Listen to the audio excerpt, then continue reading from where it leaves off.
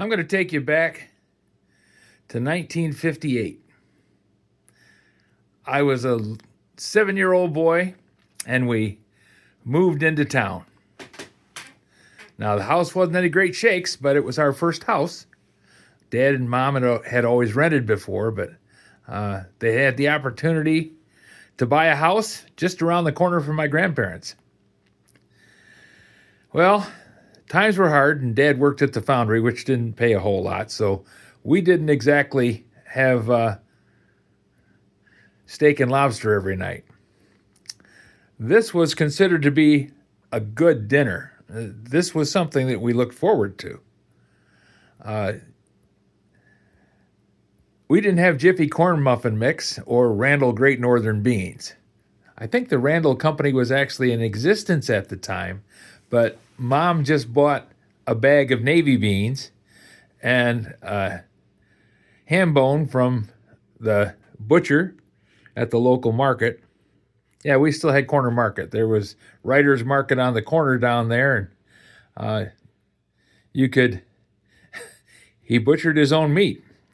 You could get a ham bone from him and put it in the pot, and along with the navy beans. Mom had a pressure cooker so that it didn't take the 8 hours of cooking to get navy beans like you would with this kind of pan. In any case,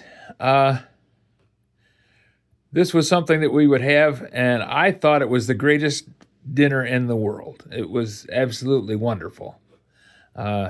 Mom put the navy beans in the pan with with a ham bone and some water and brown sugar, and cooked it all up, and the beans were wonderful. You even got a little bit of ham if you were really studious and looked for it. The corn muffin mix that Mom made was just cornmeal, and I think she mixed it with eggs and milk and probably some shortening, salt, other things. I don't have the recipe anymore. I don't know where it went to. Mom's long gone, and I can't ask her, which is a pity. But she would make it she'd make the corn bread in a square pan very similar to that one, and we would cut it up and have a slice of cornbread with butter on it in the bottom of a bowl, and you'd put the beans on top, and it was really, really good. And she fed 7 people. Yeah, there was myself, my 2 brothers, my 2 sisters, Mom and Dad, and we all had navy beans, and nobody went hungry. There was a lot of it. And you got to remember at the time, well, when we first moved into town, the foundry went on strike. So Dad was walking the line, and the picket line, and he got paid $15 a week. Now, 1958, 57, 58, $15 a week wasn't much. And you got to remember, we had to make the house payment, and we had to buy gas for the car, and we had to keep clothes on our back and food in our bellies, so $15 didn't stretch very far. Fortunately, the strike was never in the winter, so it wasn't like we froze to death. But for some strange reason, the union wanted to go on strike in August.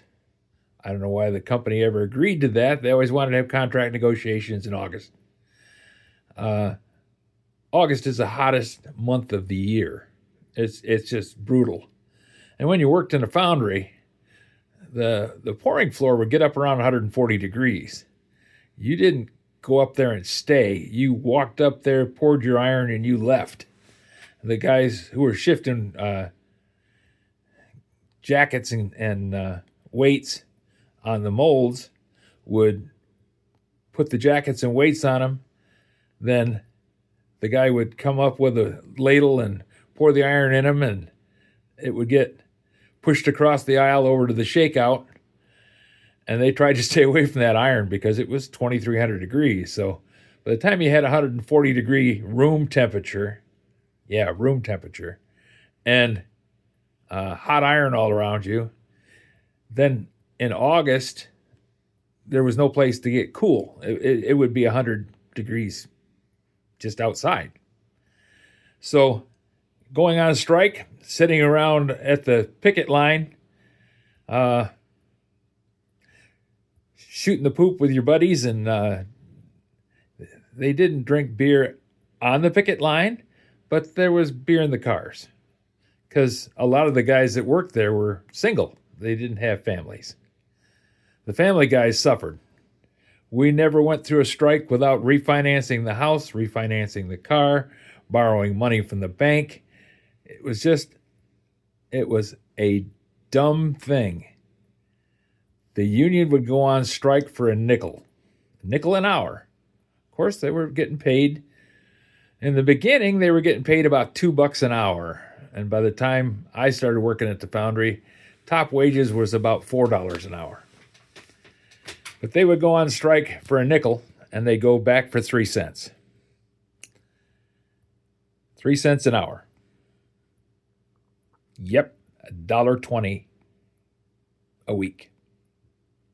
$1.20 a week.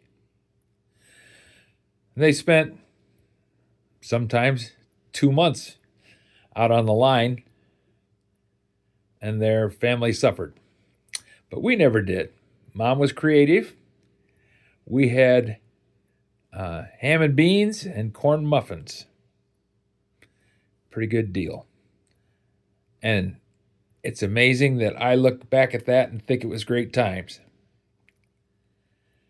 So when we talk about having Bidenomics and pulling in our belts and what are we going to do, it doesn't scare me.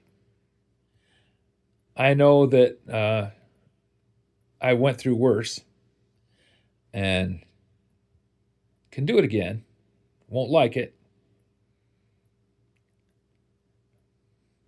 So whatever way this thing cooks out to be, I got beans on the shelf, corn muffins, a pan, and a muffin tin.